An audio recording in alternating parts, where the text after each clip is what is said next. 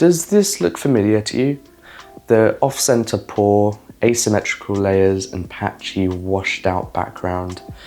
If so, then know that all of the problems you see in this design and yours can be fixed if you use these tricks to finally make that jump from beginner to expert. The first trick and most important is take your time. It's not a race. If you just pour slightly slower and focus more on your technique, I doubt you'll even need the rest of the tricks in this video, because a lot of latte art mistakes are caused by sloppy technique. If you compare my latte art when I'm pouring normally, say during a busy service, to when I really take it slow and focus on the design and the technique, you can see a clear improvement in the symmetry and the shape of the design. Latte art is something you can't rush. It takes focus and precision to get it right. The next trick is to swirl the espresso more. If the background of your design looks patchy and pale, then one of two things are happening. The first, you're pouring too close to the surface during the first half of the design. So you're pouring too close in integration. Some of that foam is already surfacing, creating those white lines and patchy look. But second and lesser known is you're not swirling the espresso enough.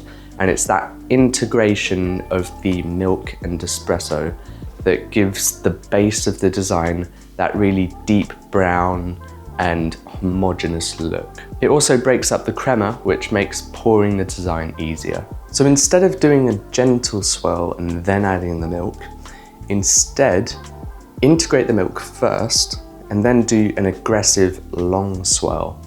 And what you should see is the patchiness and white marks go away and a nice pop of contrast to the design. The next trick is to cut higher. The cut is super important, and I think people forget that, especially beginners. You can pour really clean stacks, get to the end of the design, cut through, and just drag the whole design with it. The purpose of the cut is to sink the middle of the design, to join the layers together, create that petal look that you get on the layers, and to thin out the design. If you pour too high, then the stream coming out of your pitcher can begin to break, and that will fragment your design. But you don't need to worry about that. What you need to worry about is pouring too low. And when you do pour too low, you don't cut through the design, not cleanly, you drag through it. And when you drag through it, it completely ruins the shape and it pushes the design to the back of the cup. It actually moves the design. And in the worst cases, it creates a visible white line down the center of your design.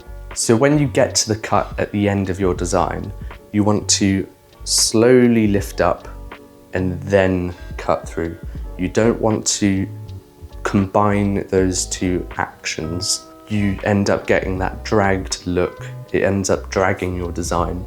And it's just a lot easier to focus on lifting up first and then cutting through. And if you've done that correctly, you should have a design that's retained its shape, its position, and has that nice petal look to the layers. And the final trick is to practice pouring straight. I know it sounds stupid, but some people just can't pour straight. I'm one of them. It's something I'm focusing on improving. Even when I'm trying to pour slow and controlled, I just inevitably tilt the pitcher slightly in some way, and that creates an uneven stream, which creates a lopsided layer. So that's something to watch out for. You might think you're pouring straight, but take a look and think again.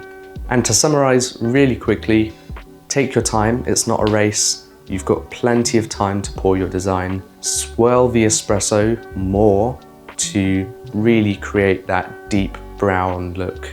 Lift the pitcher up more. Make sure you're paying attention to your cut throughs and not being sloppy with it. And look out for weird and wonky angles in your pores, because that just might be the thing that's ruining your design. If you liked this video and want to see similar content in the future, don't forget to subscribe, turn on notifications, give this video a thumbs up, and I will see you in the next one.